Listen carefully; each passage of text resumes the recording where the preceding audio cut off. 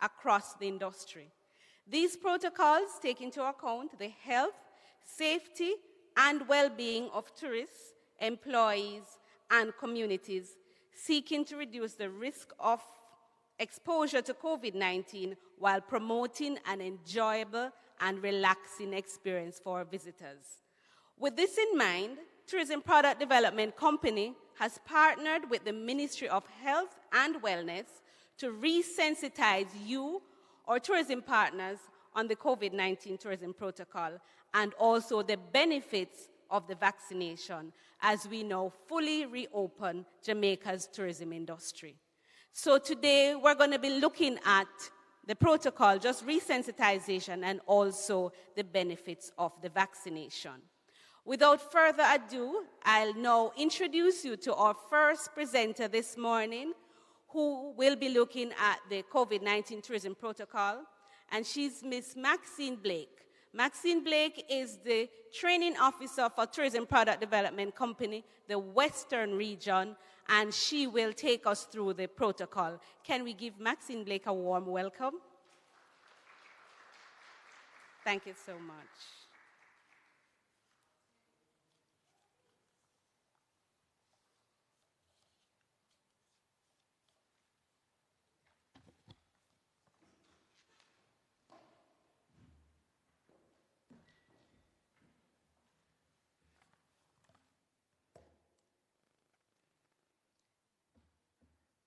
Good morning. Let's try that one more time. Good morning. And a pleasant good morning to all of our viewers who have joined us via TPDCo's Facebook and YouTube channel. It is definitely a privilege for us to gather together once more to discuss this all-important topic, COVID-19. In the same way schools are in session, COVID is still in session. And that is why the Ministry of Tourism, through TPDCo, has seen it fit for us to once again focus on this topic. Now, the protocols, the tourism health and safety protocols, were put together by the various entities that fall under the Ministry of Tourism, some of which includes the Ministry of Health and Wellness, Tourism Product Development Company, of course, the Ministry of Tourism, and definitely Jamaica Tourist Board. Now you find that these protocols were put together with the focus of Jamaica strengthening our resilience and safeguarding all of our stakeholders within the tourism ecosystem, including us, the workers, the wider community, and our visitors. We have been receiving visitors, but do we want more? What do you say? I say yes. And I know you are echoing my views as well. Now, the fundamentals for the resilience protocols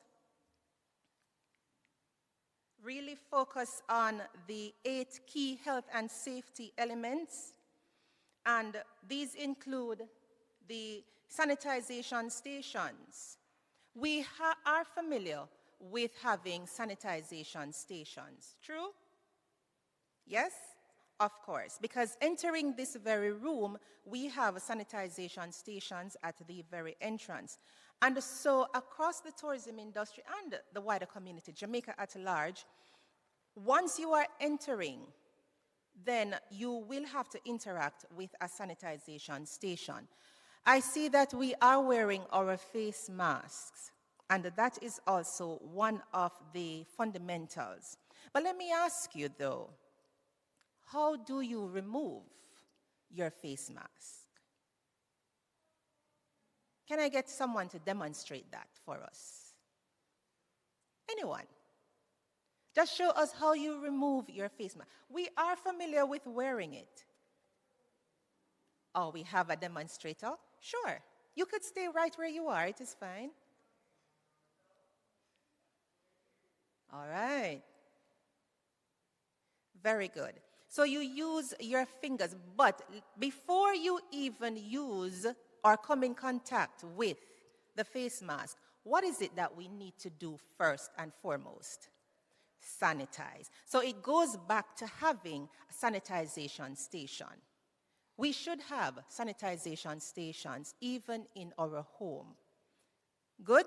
Because yes, we have it in the workspace. But remember that we have to protect ourselves from COVID in our comfort zone. I don't know about you, but I don't wear masks at home. So I definitely have to have my sanitization station there. Physical distancing. What about that? We are sociable beings. We come in contact. We like to touch. We like to hug. But COVID has really put some major distance between us. And it has affected quite a lot of relationships. Yes. However, when we talk about physical distance, this is another guideline that in the workspace as well as for our visitors, we need to ensure that this is also maintained. The protocols are relaxing a bit. We are looking at 3 feet apart. No. What was it before? It was 6. So definitely we see that we are on the right path. We are getting somewhere in managing ourselves where COVID-19 is concerned. And that's a good thing. But we need all hands on deck to get us where we want to be. This is our new normal, the wearing of masks, sanitizing, keeping our distance from each other. It is their new means of shaking hands. It's no longer hands. It is what? The elbow, knocking off the fist, even touching of the feet. Yes? There is even a new way to hug. Anyone know what is the new way to hug?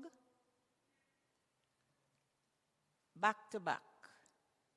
Yes. So these are new things, new steps, new strategies that we have to put in place. But we have to keep the message alive.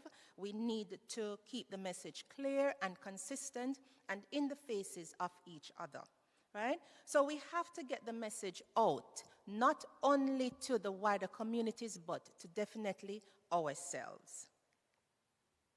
It's important that we realize that technology enablement is very much pushed on us even more. There was a time when persons would back away from using the devices for monetary transactions to interact with others.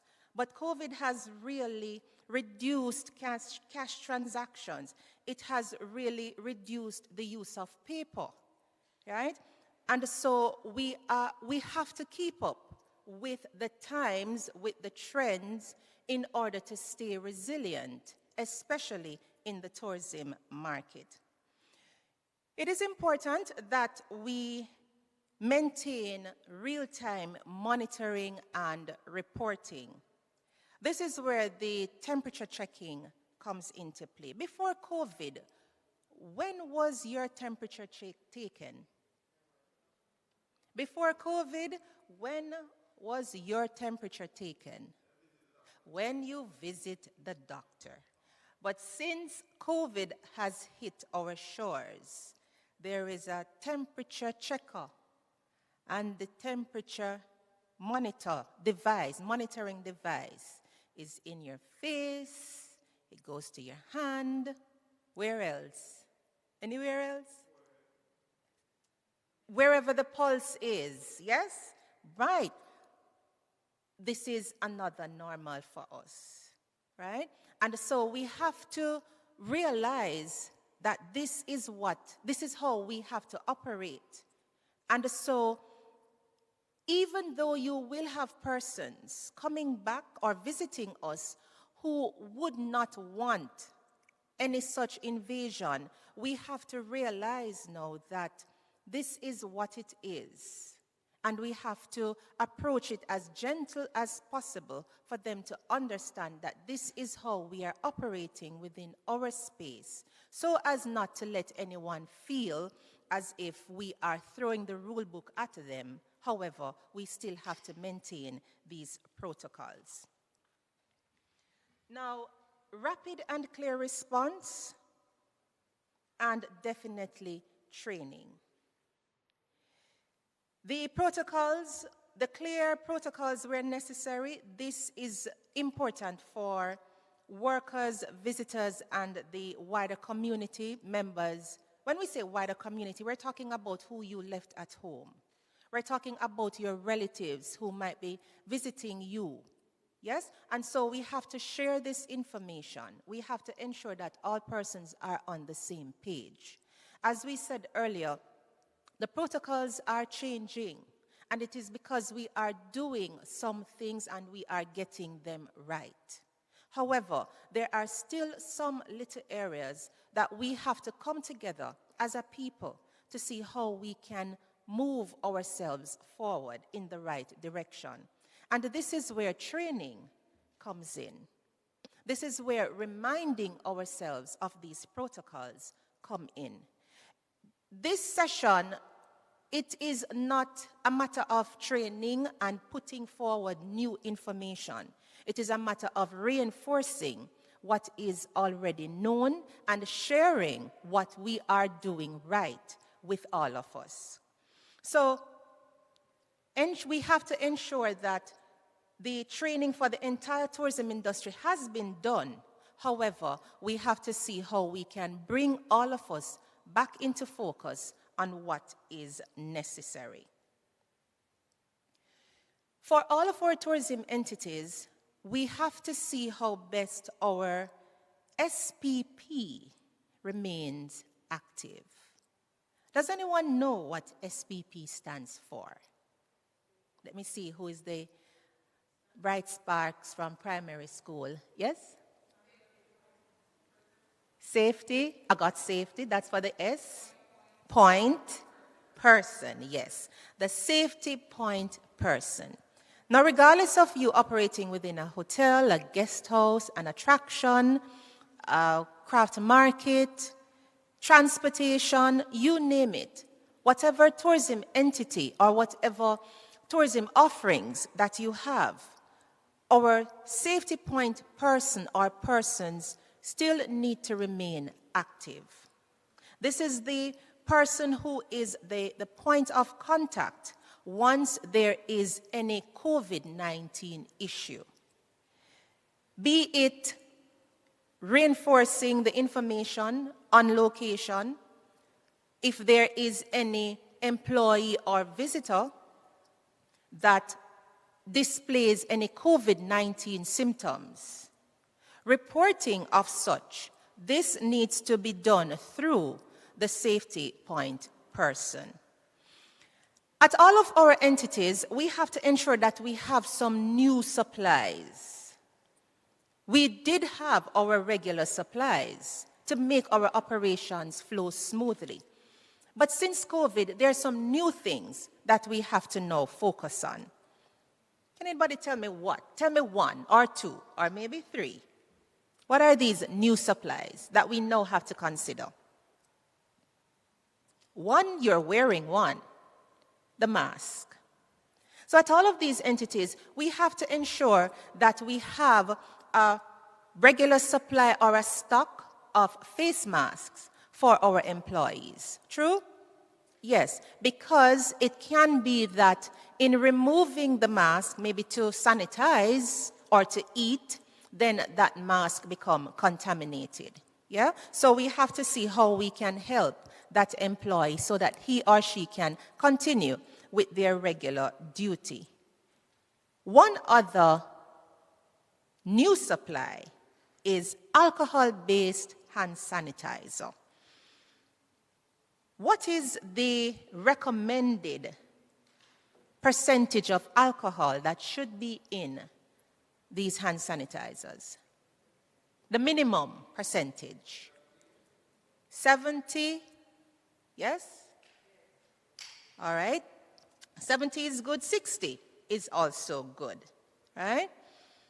Now, there are properties, there are entities that had to do some changes in terms of things that their visitors, their workers will be able to use.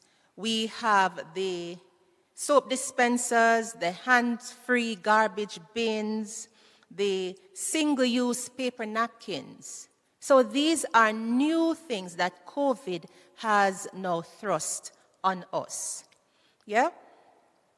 It is important that we see how we can balance, how we can manage our space so that when we are interacting or when we are inviting persons within our space, then one, we know that we have covered all of our bases, and persons who are coming in, they too will be able to not cause any invasion, or they will now bring in anything that we do not want, things that we never invited.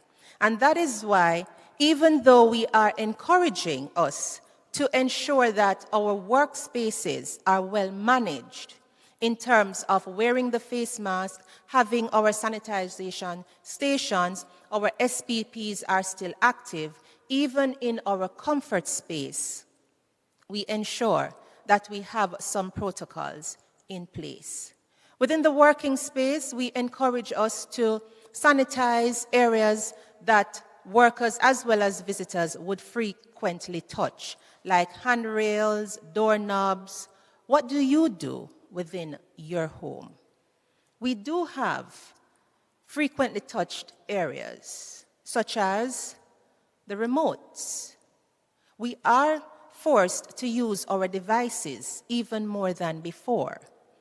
How regular do we sanitize these devices? What about the light switches? So yes, we have to manage our workspace, but we also have to manage our comfort space.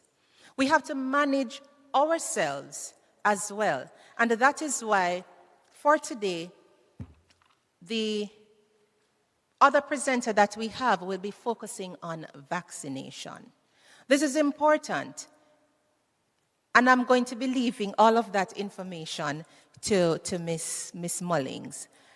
But it is important for us to understand the protocols, be reminded of them, and how we need to see to the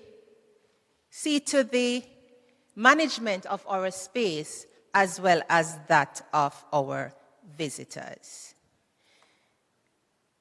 Any questions? Anything you want to share with us?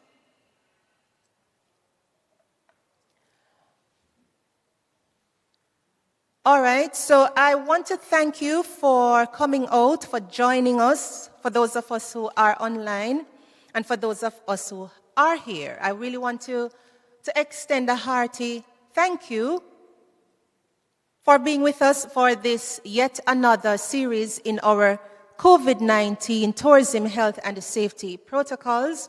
It is important for us to be reminded, even though we might have been practicing these protocols, but just to see where we are and where we are heading.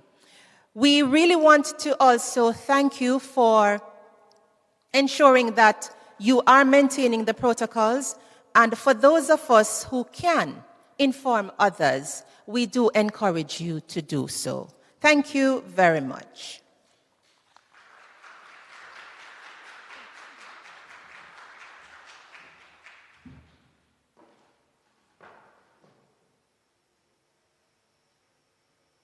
Number one industry, and our dedicated workers are its greatest asset. Jamaica would not be the heartbeat of the world without you. As the industry rebounds from the impact of COVID-19 pandemic, we truly need all hands on deck, yours included. Vaccination holds the hope for tourism's full recovery. In addition to COVID-19 protocols, it is the only comprehensive way to fight the pandemic and save lives. I am therefore urging every worker in the tourism and hospitality industry, in all the subsectors, including accommodation, attractions, entertainment, transportation, and craft, to do your part and get vaccinated. Do it for yourself, your family, your workplace, and your community. Do it for Jamaica, land we love. Stay safe, get vaccinated.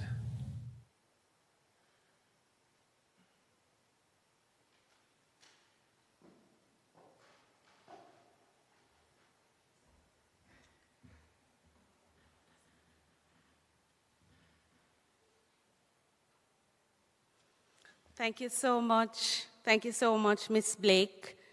All right, so we are reminded of the tourism COVID-19 protocols, and we continue to stay safe. We continue to make it a safe environment for us, our families, or visitors. And with that, we want to move on now to just looking at the benefits of the vaccination. And as I said earlier, we have partnered with the Ministry of Health and Wellness. And this morning, our presenter is Mrs. Julianne Mullins, and she is a Parish Health Promotion and Education Officer for the Ministry of Health. She's responsible for the St. James region, and she'll be sharing with us some tips on the vaccination and the benefits as we remain safe. Please welcome Mrs. Mullins.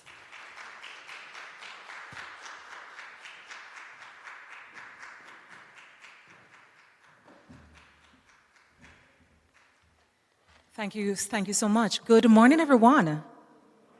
All right, so I'm going to do that again. I don't do boring. Good morning, everyone. This is indeed the day that the Lord has made, and I have chosen to rejoice and be glad in it. There is so much happening here in Jamaica, but we are not in Ukraine. Word? Yeah. All right, so as you heard, my name is Julianne Mullins. I'm the Parish Health Promotion and Education Officer with the Ministry of Health. And I have the awesome responsibility of promoting health and wellness, as well as educate persons. It does not mean that I'm the most educated. It just means that I have to do a lot harder work to get the information because you are expecting that and you are depending on me to provide you with the information. I came out here a couple of weeks ago, was it? And we were supposed to be addressing a team of persons from the tourism industry. And some showed up and some did not. I was a bit disappointed. Reason being is that you really play a pivotal role in this whole nation building because, tourism is really the backbone of Jamaica. And so it's very important that that aspect is well taken care of. May I take this out? Thanks. I can't seem to keep steady a little bit. All right, so this morning, what I will be doing is I'm just going to be going through vaccine. I know that there are a lot of questions about vaccination, a lot of doubts, a lot of fears, a lot of resistance. And what I want to do this morning is just to enlighten you. A lot of the information will be familiar, but I will be passing on some information to you, and I hope that I'll be able to answer your questions, all right, as best as possible. Am I ready?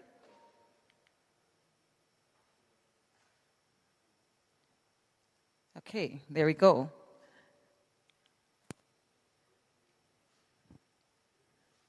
All right. Am I doing it right? Is it up arrow?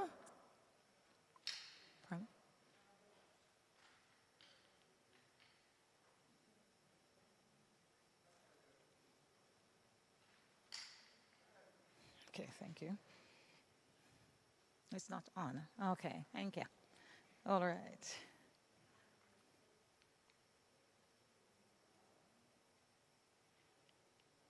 All right, there we go.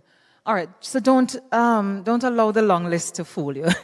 It's not going to be that long, and I'm hoping that we'll be able to get through quickly. Now, what is vaccine? What is vaccine?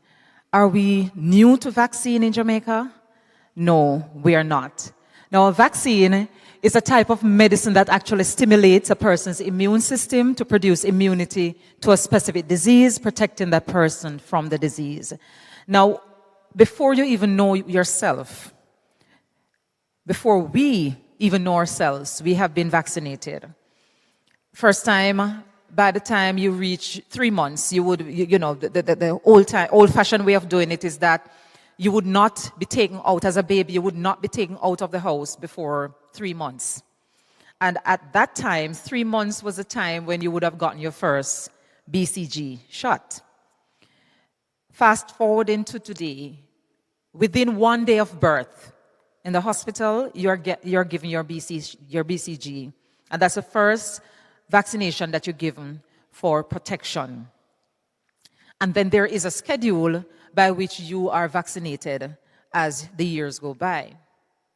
Now, Jamaica is known to be highly covered in terms of vaccination. I think we're in the 90s%, more covered than some of even the first world countries. Vaccination is what has kept a lot of us alive until today. I met a gentleman some time back during this whole COVID season. And the gentleman, the long and short of it is that when vaccination was being administered in school, you remember those days when the public health nurses would come into school and vaccinate you in school? He was one of those who ran and hid himself.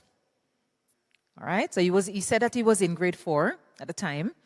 And when the nurses came, he ran with some friends and he hid in the bushes.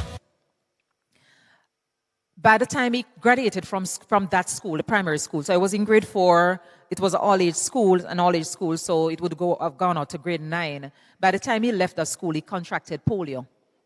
The nurses were actually there to administer polio vaccine, and he ran, he hid, but before his time in school ended, he contracted polio, and today, he's unable to walk. He's paralyzed from the waist down. And what he said to me, anytime vaccine is being administered, he wants them. It doesn't matter what type of vaccine he wanted. He wants the whole lot. Because now he's able only to move around by virtue of wheelchair or other assistance. And he drives, but, it is hand managed. And so he was able to give that testimony. And I look at it, and I said that, a lot of persons are going to regret not being vaccinated by the COVID for various reasons. Right? Loved ones are dying, and so we need to really pay attention to that and understand what the vaccine is all about. So it's a type of medicine to really stimulate your immune system. It's not going to create a new immune system for you. It's going to work with what you have. So if the immune system is not up and up, then the vaccine really maybe not going to have enough to work with. All right?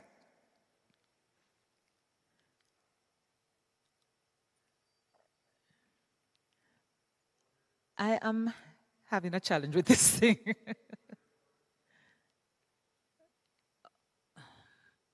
Okay. Could you control it from there for me, please? Next slide.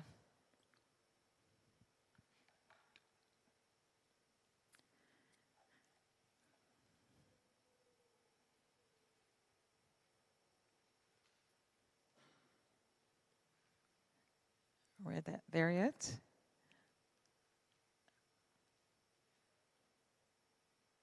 Okay. Sorry. Which one is it? Is it? Okay. All right. Okay. So I will continue just to say that your immune system is that wall around you. It's your protection. It's your perimeter fencing. And whenever your immune system is affected, then it means that you have been left vulnerable. Okay. Could you go back a bit for me, please?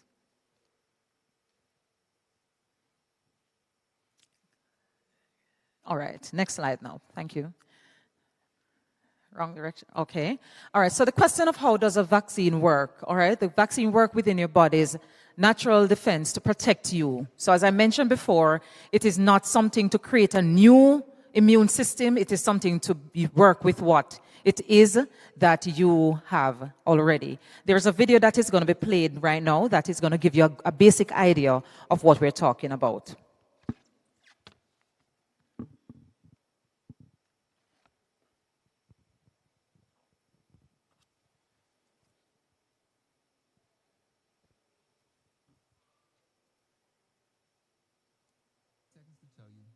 Things you should know.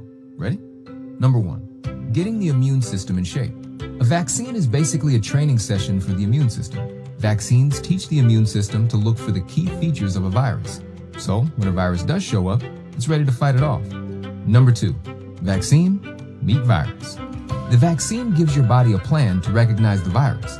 Then your immune system starts preparing by making antibodies, or fighter cells, that stay in your blood as protection in case the virus tries to invade. What this means is you get immunity against the disease without having to get sick first. Number 3, immunity. When enough people's bodies know how to fight off a virus, it has nowhere to go. That slows the spread. When people get a vaccine, we're able to stop the spread quicker and get a little closer to ending this pandemic. That's basically how vaccines work. And that is 60 seconds. All right, so when you are vaccinated, the vaccine will do 2 basic stuff for you. All right, it will first of all recognize the invading germs or bacteria. All right, so the vaccine, once you're vaccinated and that medicine is in your system, it helps you to recognize the intruder, which would be COVID-19 in this case.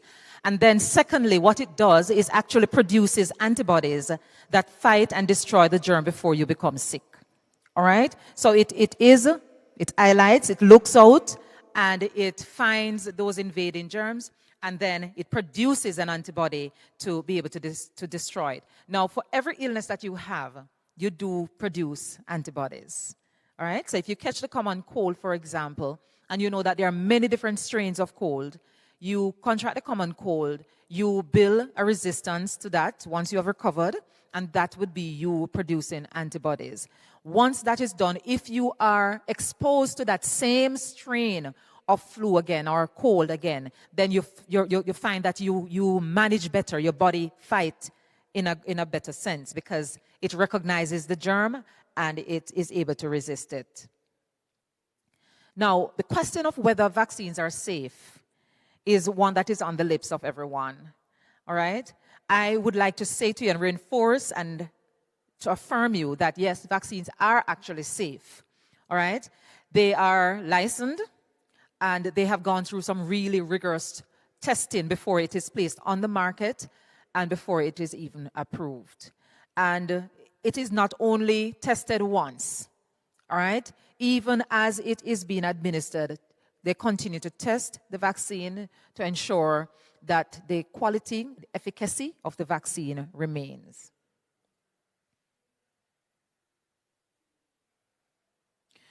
Now, why should you take vaccine or why should you get vaccinated? Currently, we have available about 20 different diseases that we have vaccinations available for, such as diphtheria, tetanus, pertussis, influenza, and measles. And when we talk about influenza, there are so many different strains of the flu. So many different strains of the flu. COVID-19 is one.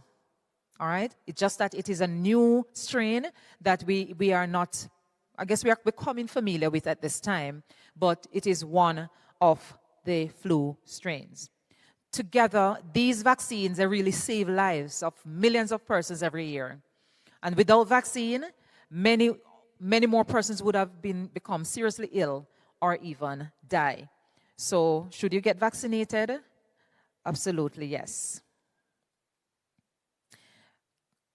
Now, vaccine is important because it is a vital tool in the effort to stop the spread of the COVID-19 virus. Now, how does the vaccine prevent the COVID-19, reduce or stop the spread of COVID-19 virus?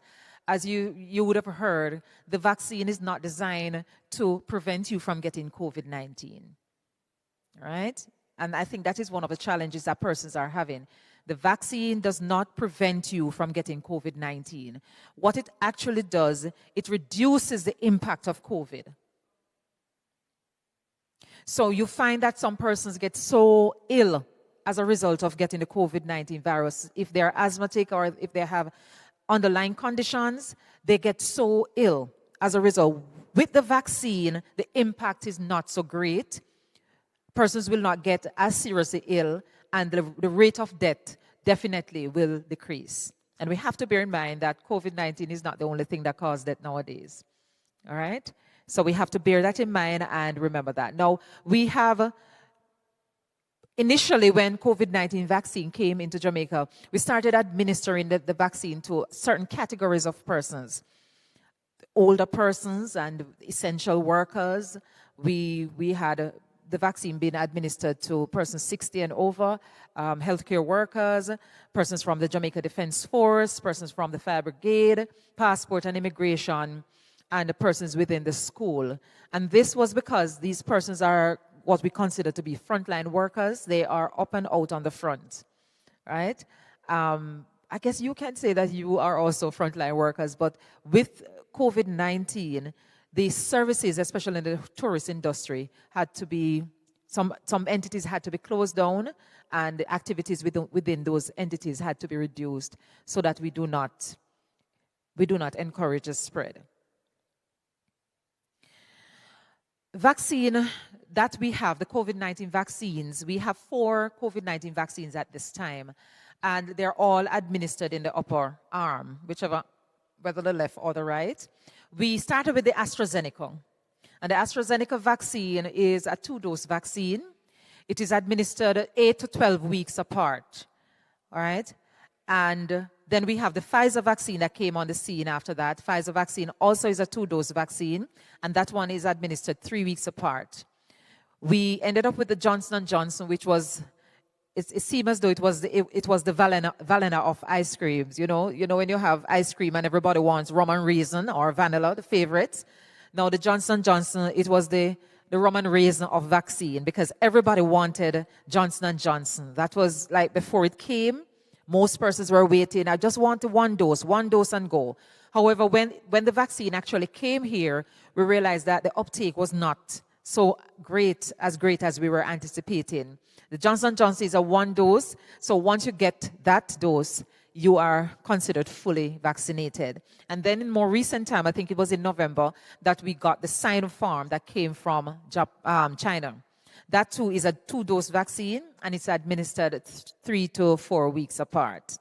Now, at this stage in the pandemic, we have boosters, right? And the boosters, it serves to really help your system along. So you would have gotten the vaccine at first, and because we continue to learn about COVID-19 and how it behaves, we have to ensure that we continue to inspect and re-examine. And so you find that some of the protocols will change as we go on. So the booster sort of helped the original doses to push it a little further to give it a better coverage. Boosters are available for the AstraZeneca, the Pfizer, as well as the Johnson & Johnson. And for the AstraZeneca, the booster is administered 6 months after the last dose. All right, whilst for Pfizer and Johnson & Johnson, it's administered 2 months after the last dose. Now, why will the AstraZeneca or vaccine be used? Vaccines on a whole. We want to, as we pointed out, we want to reduce the impact, reduce the risk of getting the vaccine. But what you find is that the benefit far outweighs the risk. The benefit far outweighs the risk. So what the coverage that we'll get from the COVID-19 vaccine, when it is compared to the risks that would be involved, it's much more. The benefits are much more. And so it is recommended that persons will get the vaccine so that you can get a fighting chance. All right? So that you can get a fighting chance. Now, it offers up to between 62 and 82% in coverage. So each vaccine offered different percentage in coverage. The one that offered greatest coverage was the Pfizer. That was up to about 95%. The AstraZeneca was about 85%. It was about 90%, and the Johnson & Johnson offered about 86%. And so that pertains still. All right, could you help me out here? My laptop just went dead.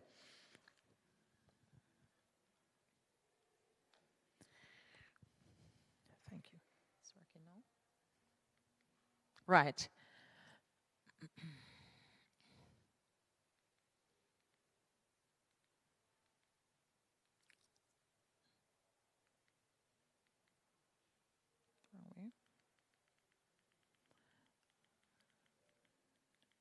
Okay.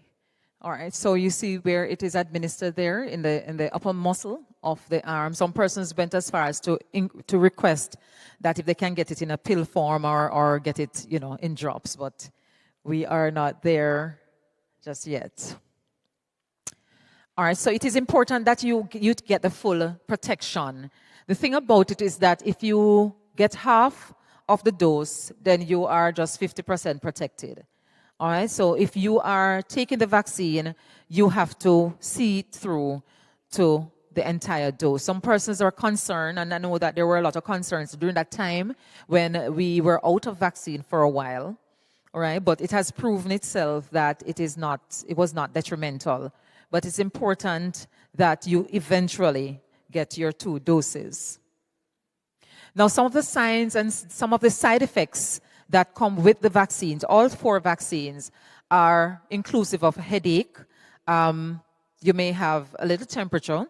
You may also feel really lethargic or sleepy. All right? Those were the 3 main side effects that we experience, that persons experience. Now, there are other stories.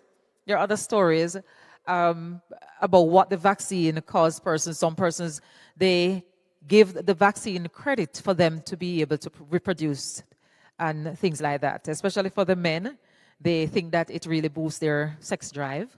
And so we got a lot of requests for extra doses for that very purpose. I don't know. Maybe the gentleman can speak to that. All right? But we are going to go through some myths and facts that will help to alleviate some of the questions that you may have. All right? Natural immunity is something that a lot of persons question. And natural immunity would be if I have gotten COVID-19, and as I told you, I would have produced antibodies. The question is, can those antibodies protect me against COVID going forward? Why do I need to get the vaccine if I have had COVID-19 before? Now, the answer to that is that the vaccine would allow you to get the antibodies without you feeling the discomfort of COVID-19, the illnesses, the cough, the loss of taste and smell, the shorter breathing and things like that. So you get the benefit without, the damaging effects. With COVID-19 also, there was not a surety as to how long the natural immunity would last, if it was adequate. So it was encouraged that once even if you have had a COVID-19, that you should still go ahead and get the vaccine. Now, you cannot get the vaccine immediately after you have COVID-19. All right, it's going to be dependent on how you are feeling. If you're still having residual symptoms like cough and cold and things like that, then we suggest that you wait until you're feeling well enough to get the vaccine. All right, so on the point now of whether or not COVID vaccine prevent you from getting the COVID virus, as I mentioned before, it does not prevent you from getting COVID-19 virus. So what we have asked is that you continue to do the protocols, continue to wear the mask, continue to hand sanitize, and continue to take your physical distance. All right, until such time, the more persons are vaccinated, is the less chance of the virus mutating. So you have heard about the various strains that were developed after. You heard about the Delta and the Omicron now, which is very contagious. So you find that whenever we don't have a lot of persons being vaccinated within a population, mutation is more possible and quicker. The virus mutates. But if more persons are vaccinated, then it means that transmitting the virus to from one person to another, the impact would be much less. And so you find that eventually we won't have so many persons being ill, and eventually the virus would sort of weaken and taper off for the time being. But don't be mistaken. Just as how we have like dengue, and dengue came, and every couple of years you hear about a dengue outbreak, that is what it may be with COVID-19. Right? Remember, it is a flu. It's a flu-like virus. It is from the family of flus.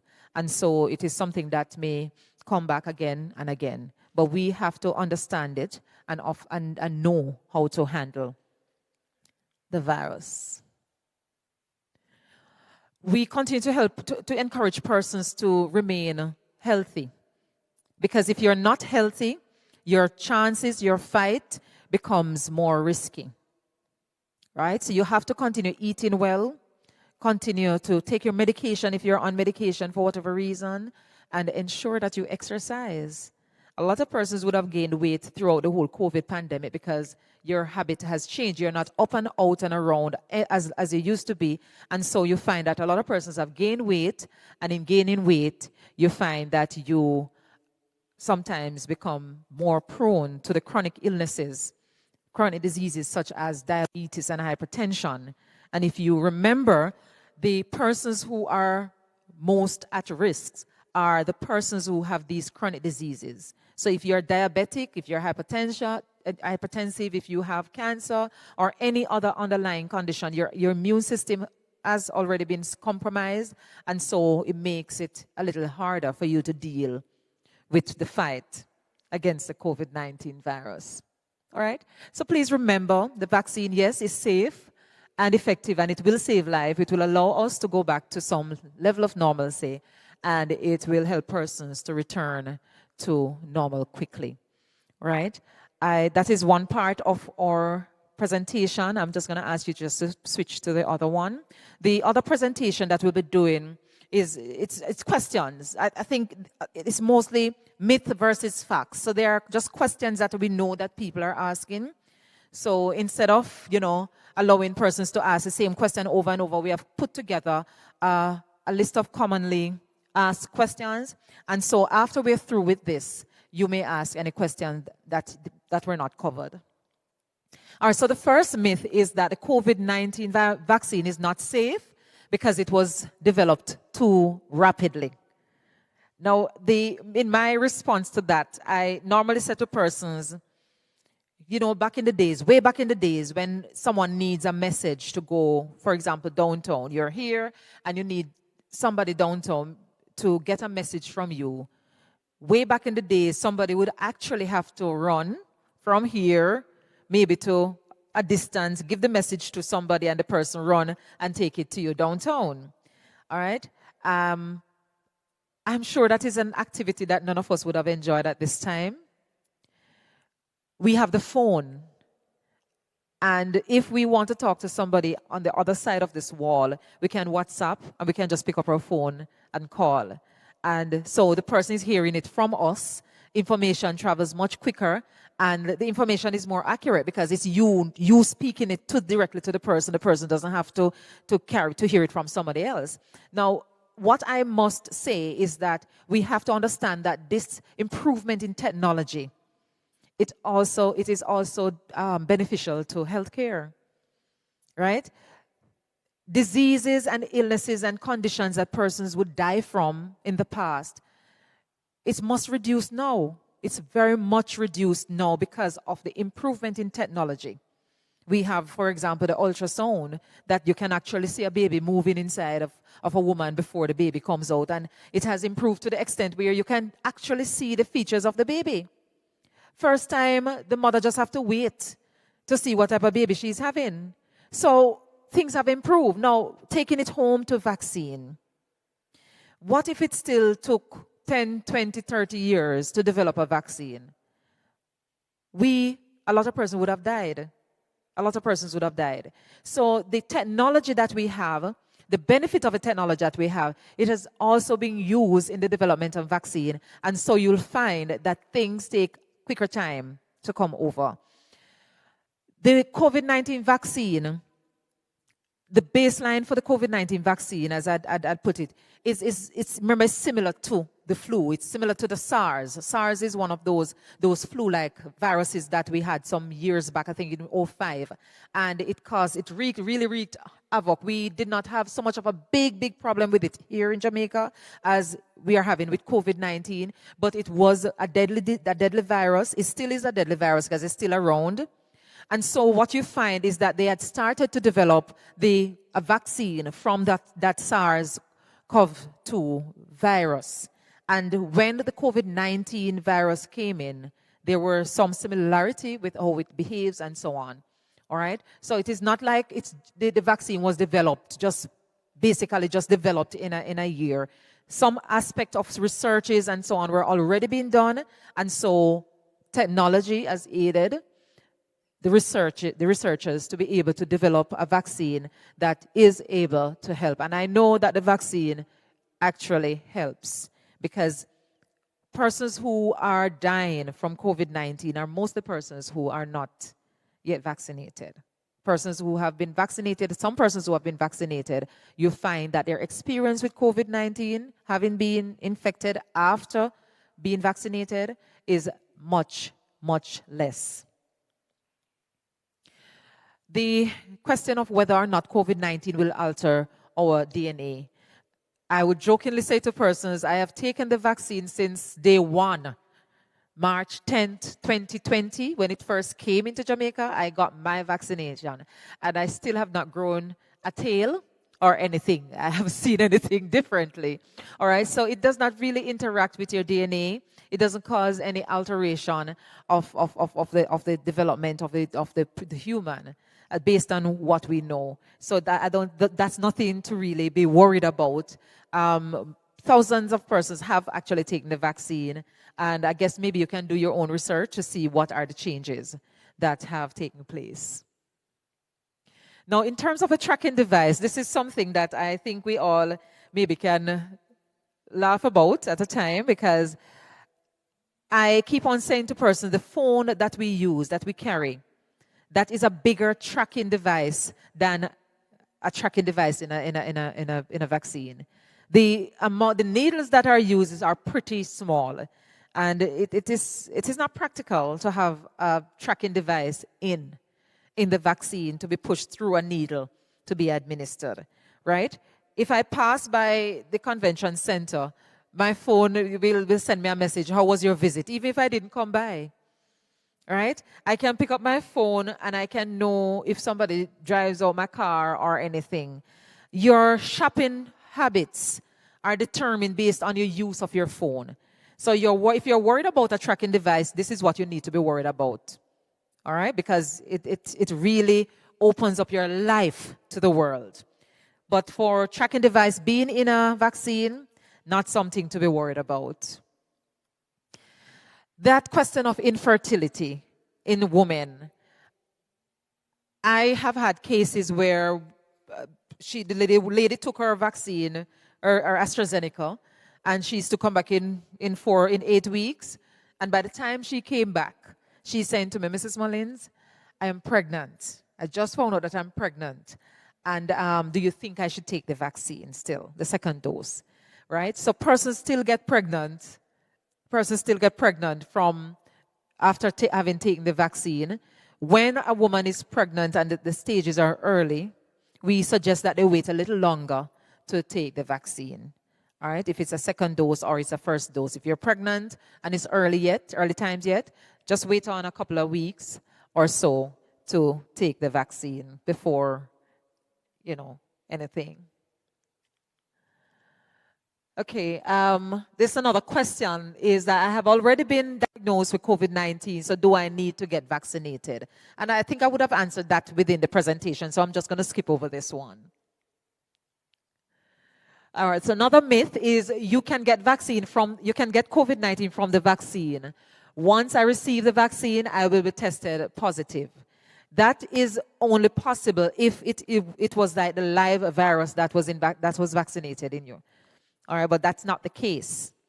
So when it is that you take the vaccine, yes, you're going to have those mild side effects, as some of them may feel as though you're having COVID, because some of the side effects are similar to COVID, the headache, the fever, and things like that.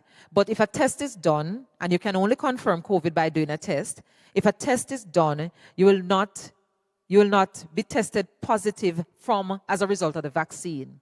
However, it could be that you would have already been infected with the virus before taking the vaccine.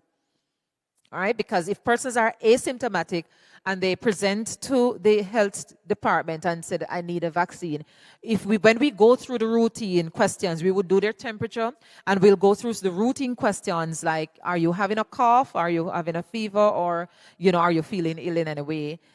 Once we go through those questions and the results are indicating that you are okay, then you're going to be vaccinated. All right? So if it is that you already contract the virus and you get the vaccine on top of that, then you may find that you may feel a little worse than normal. All right? But there's no other way to know that you're positive or negative from the virus unless a test is done. Some persons have opted to really do a test and then take the vaccine after it returns negatively.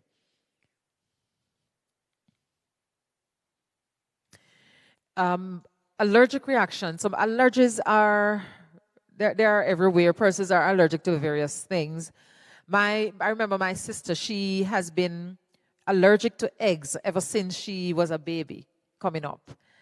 She's a nurse and she needed to be vaccinated.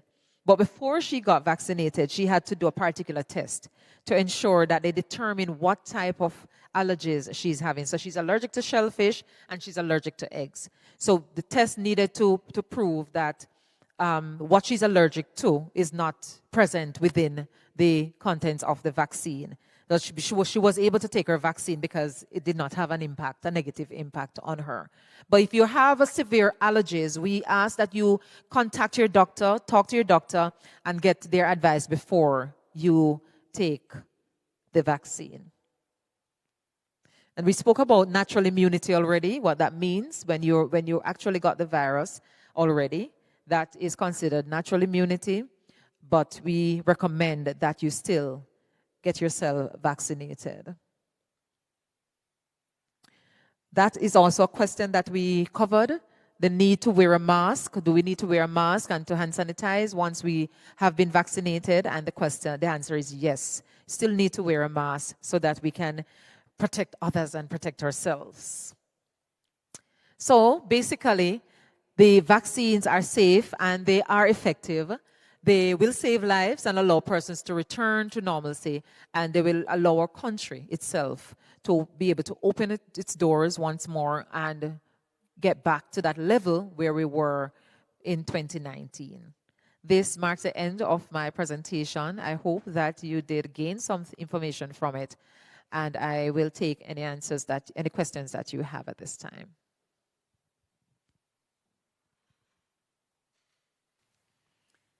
Good morning. I have a question for you. And I'll preface the question with just a comment. When the Johnson & Johnson was first introduced to us here in Jamaica, I believe we had said it was a 6-month period that would be required for the booster. Subsequent to that, we heard 2 months. So my question is, if someone took the Johnson & Johnson and 6 months have already passed and you have not had your booster, what do you recommend?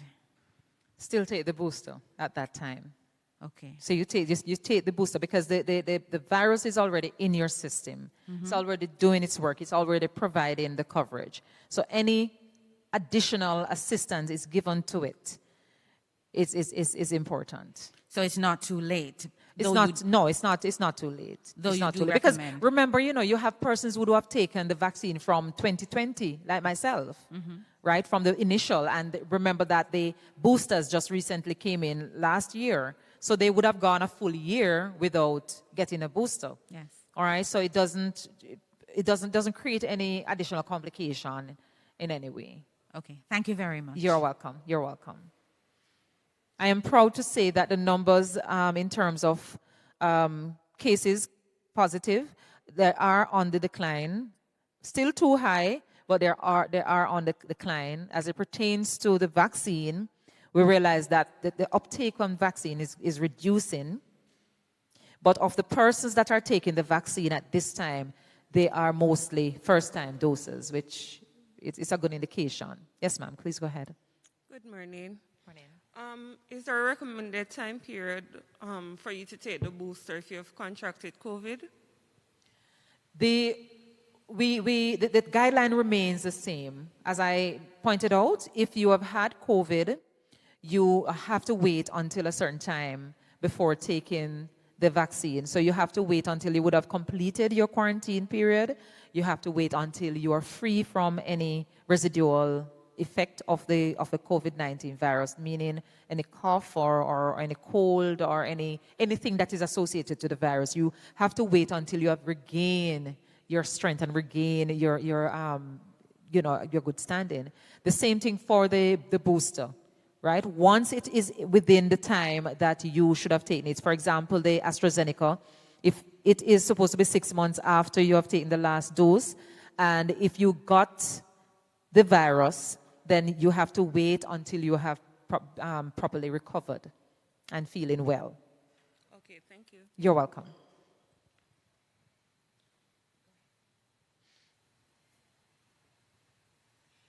Good morning. Good morning. Is it highly recommended that we take the booster, or is it a nice or good to have? It is recommended. It is recommended that you take the booster. At this stage, we need all the help we can get in terms of recovering, in terms of bouncing back. And we are bouncing back at a very crucial time. The world is not the same. So for me, personally, I can't afford to be down. I can't afford to be sick. I can't afford to lose a day curled up in bed for something that I could have avoided or reduced the effect of. So yes, it's recommended. It's in some cases, it's highly recommended. Especially for persons who are having underlying conditions. Thank you. You're welcome.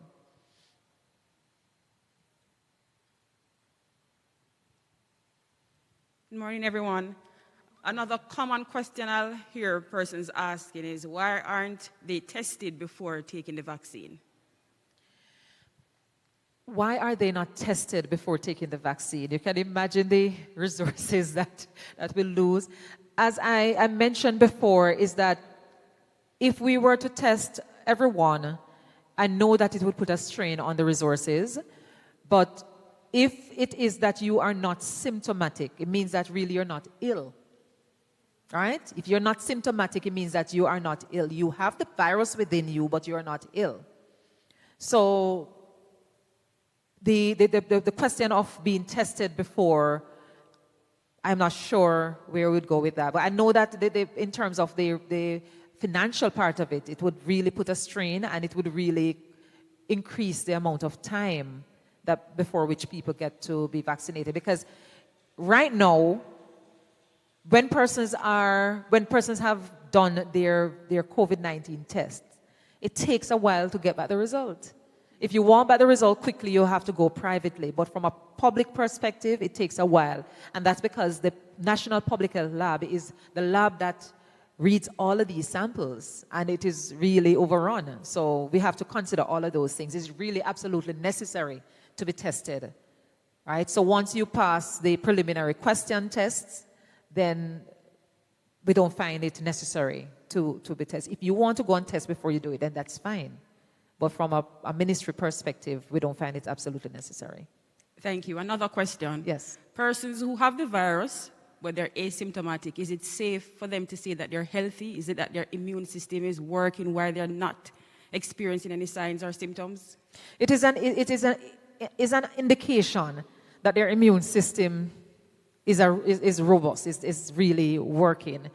The wear and tear on the body is the most serious thing. So you get the virus and you're not showing any side effects. You're not having any side effects, but you can pass it on nonetheless. You know, but what it does is that the impact on your body, that is crucial.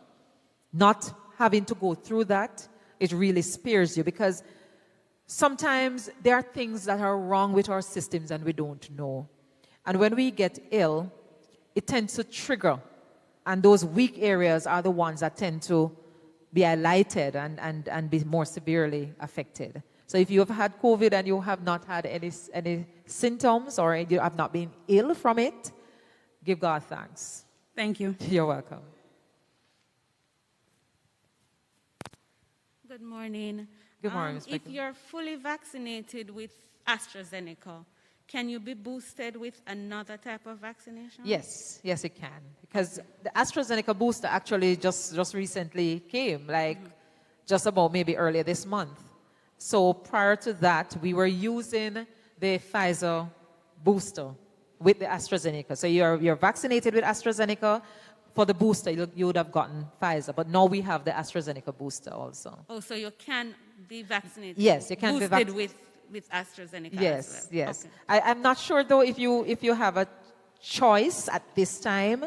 When we did not have the AstraZeneca booster, you would automatically get the Pfizer booster. But now that we have the AstraZeneca, I think it's something I need to check out to see if you have a choice. Because persons like to mix their flavors, you know. Right, because that's what I was wondering, if it would be recommended to use another or just go straight. Right. So I'm not absolutely sure if you have a choice where that is concerned. I know it can be done, but I don't know if you have a choice. I can check that out and let you know, though. Thank you. You're welcome.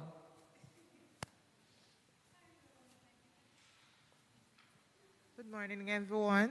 Morning. Yes, my question to you is, for a person who took the Pfizer, the first dose of the Pfizer vaccine, and they got ill for a while, so like 9-10 weeks has elapsed, is it okay for them to take it still?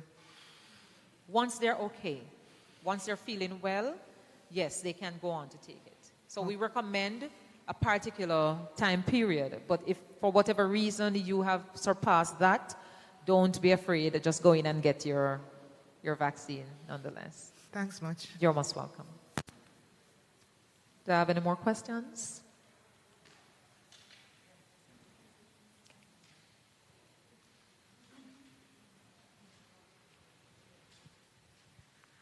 I certainly don't mean to hog the show, but I have one more question. I've heard persons talk about long COVID, persons who have had the virus and weeks and months after, they still have symptoms. Today they're feeling up, tomorrow they're in the dungeon. And it's just prolonged. Yes. Tell me a little bit about that. What is that all about, and what do you recommend for persons who have that condition to do? The long COVID situation is one that, you know, I wonder about it myself. I have seen persons, because the first isolation site in Montego Bay, I managed it for about three months. And so I had persons there for the duration of the 3 months. They were there. It's not even only about them feeling well today and not feeling well the other day. It's about the presence of the virus in their system. So they would have been tested frequently, like every week. Yes. And they're just always positive. And Normally that's a good thing, but in this case it wasn't. And these are not just persons who have underlying conditions necessarily, even though many of them do have, you know, whether it's asthma or diabetes or some of those other conditions that make them more vulnerable? No, it's not unique to persons with underlying conditions. You know, those persons are more at risk, yeah? But I guess it's just a matter of how your system functions. Different strokes for different folks. You will have COVID and you will react a particular way. I will get COVID and it's like I'm on. The same thing with the vaccine. A person gets a vaccine and they had no side effects. And then another person gets the vaccine and they get even side effects that we didn't even know about. All right? So it has to do with the individual, how your system is constructed, how your system is made up, how vulnerable, how weak it is, how strong it is. All right? For the long COVID, we recommend that persons really monitor themselves, understand what is happening to themselves, and really do not take a risk. So if you find that after 10 to 14 days, you are still feeling severely ill, then you are going to need to go to a doctor and you have to continue taking the necessary protocol. It's a situation you just have to wait until the virus does its time and then you're better. But you have to remember the persons who are around you, understand that you do not want to transmit. Okay. Yes. Thank you very much. I think we have a couple of goodies from TPDCo, and I want to just ask those persons who are here 2 questions, and if we can get a correct answer, then we will be happy to reward that person. And I'm just pulling something from what you said earlier on. You said there were 4 different types of vaccinations available here in Jamaica, and I know perhaps we all know them, but I'd like one person to just come and tell me any 2 of the 4 that you mentioned. And if they can do that, then... All right, and I would like to tack something on. Any 2 and how long between? That makes it so much more difficult, eh? Do we have anybody who can give it a shot? Right here. Okay. Oh, okay. Go right ahead. Good morning. The Pfizer vaccine and AstraZeneca and 6 months. All right, so what's the duration? How long after taking the first dose you take the second? 6 months. Between 8 to 12 weeks, I think. For which one? For the AstraZeneca. Ah, he got it. He got it. Well done, well done. Okay, we just wanted to be sure that those persons who are in the room are listening and they are taking something positive away from this interaction. Yes. I think we have another question, Ms. Mollison. Earlier on when Maxine presented, she mentioned the different, let me see, what do we call them? The key health and safety elements of the Jamaican tourism sector. There are 8 of them. I just need somebody to come and tell me 2. 8 key health and safety elements of the Jamaican tourism sector. And I think it's something that you don't even have to think too hard about, because it's stuff that we've been doing for the last 2 years, and it has become second nature in many instances. Anybody who wants to try that? No? You're going to try? Okay, go ahead. The wearing of the mask or your protective gears, and also sanitization stations. Yes, that is correct. Yes, I believe you can clap her, because she is correct. So sanitization stations, face masks or personal protective equipment, physical distancing, which we have become accustomed to, clear, frequent, and consistent messaging, technology enablement. So for example, where you have menus, rather than have menus, you may want to have a barcode, and persons can scan a menu as opposed to, the touchy thing. Real-time monitoring and reporting, and I believe rapid and clear response and training, which is what we're about today, just making sure that people are sensitized, understand what they should do, and not just do yesterday or 2 years ago, but do going forward, because we're not out of the woods, not yet, at any rate. All right, so thank you very much, and congratulations to our winners. Thank you so much for those, and I am really glad that persons have been listening. Remember, though, that this fight is not just Mr. Prime Minister Holness's fight. It's not only Dr. Christopher Tufton's fight. It's our fight. It's our fight, and we all play a very pivotal role in us getting back our lifestyle, as it were. So I will encourage you that at least if you're still not at this point ready to take the vaccine, at least do your best and get all the protocols up and up. Ensure that you wear your mask, ensure that you hand sanitize, ensure that you keep your environment clean so that we can all get back our lives. Thank you so much.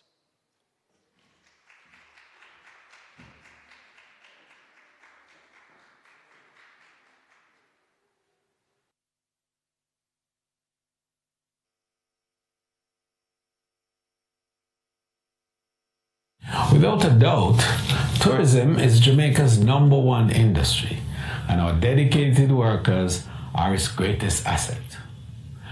Jamaica would not be the heartbeat of the world without you. As the industry rebounds from the impact of COVID-19 pandemic, we truly need all hands on deck, yours included.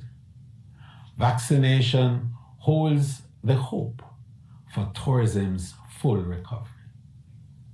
In addition to COVID-19 protocols, it is the only comprehensive way to fight the pandemic and save lives.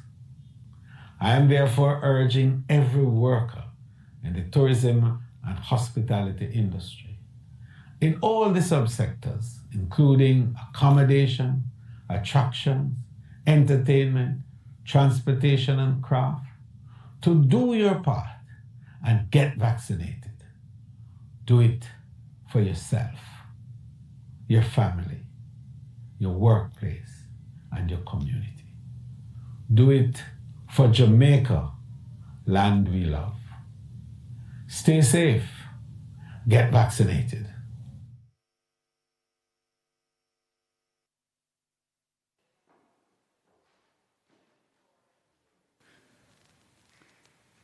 Just before we get back to Ms. Mollison, I believe we have a question that came in online, and I'd like to just ask Ms. Williams to take this question. And I know that we're being monitored as well. Oshin, if you have any questions that came in online, we would appreciate you just sending them to me via WhatsApp, and I will certainly pose those questions for Ms. Williams as well. And this question says, should a person who got a 1 dose and got sick before taking their 2nd dose take a COVID test before getting their 2nd? And should they be tested for antibodies prior to ensure they have the right antibodies level before getting their 2nd dose? Did you get that? Yeah, I get that. Okay. All right, so the first part of the question, a person who has taken first dose and they got infected. Got sick before taking the 2nd dose. Their 2nd dose. Right. Should they be tested before taking the 2nd dose? The 2nd dose, yes. Not necessarily. What we have been operating under, the information that we have been operating with, is that at 10 to 14 days, the viral load in your system is not enough for transmission, for you to transmit virus to other persons, right? So it goes right back to what I was saying. Once the person is well, once they have completed their quarantine period and they are well enough, they are not having any residual effect, then they can go on and take their 2nd dose. If they want to be tested, that is not something that we are asking persons to do, but they will have to do it maybe at their own cost if they so desire. All right? Okay. And then the second part of the question. The second part says, should they be tested for antibodies prior to ensure they have the right antibodies level before getting their 2nd dose? Not necessarily. Not necessarily. All that will have to be at their own expense, if that, their choice. It's not something that we ask persons to do, and it's not even recommended, really. But if they so desire, they can. Okay. Another question here coming in. I'm not sure you can answer this one, but it says, do you have any idea why Bill Gates says there is another virus coming? There are many more viruses coming. I mean, they may not even be COVID related, but I mean, I don't think it takes a scientist to realize, yeah, there are a lot of other viruses coming, and there are mutations, constantly there are constant mutations. Some of them are not worth writing about, you know, they're not that impactful, but the ones that are serious, like the Delta and the Omicron, they will be mentioned, and the protocols will be adjusted as such if necessary. Okay, thank you so much. Pleasure. Thank you.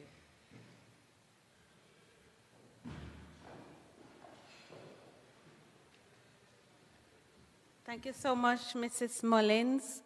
I am sure that we came here today and we would have learned something new. No matter how much we say we know about the COVID protocols or the vaccination and the process, I'm sure we would have learned something new today, and we are relying on you to share that information with others. Share it in your community, share it with your co-workers.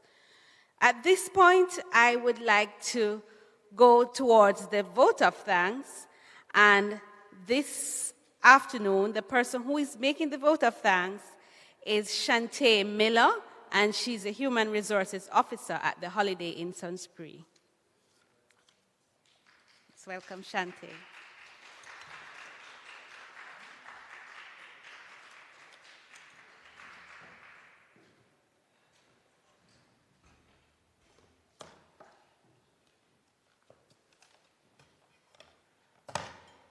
Ladies and gentlemen, I'm sorry. Good afternoon to you all. It gives me an immense pleasure to deliver the vote of thanks for this event. To all who presented and to all who aided in the successful delivery of this seminar, I would like to give thanks to Ms. Maxine Blake, the training officer at TPDCo, and Mrs. Julianne Mullins, for their departure today in terms of the information that was departed to us. We can safely say that the information was well received. Am I right? I'm sorry, I did not get that. Am I right that the information was well received? And for all the questions we had, they were answered.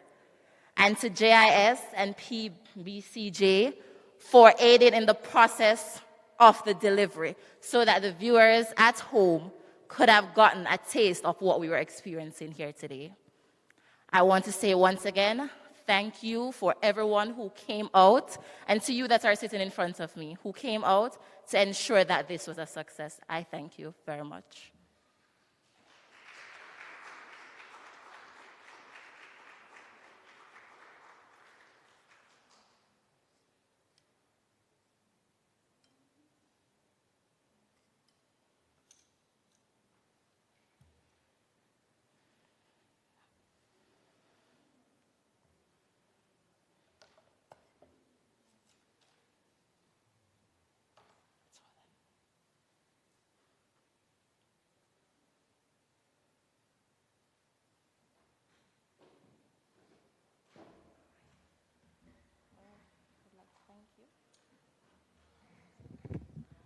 Well, once again, we would like to thank you for all the information and clearing up a lot of the myths that we all had.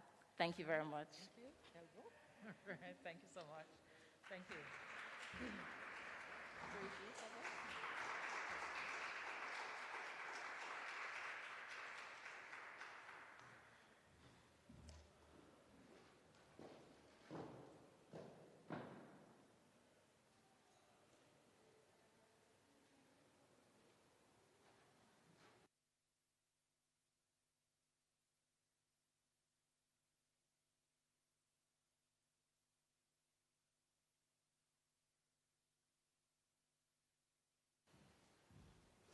Thank you so much, Shantae.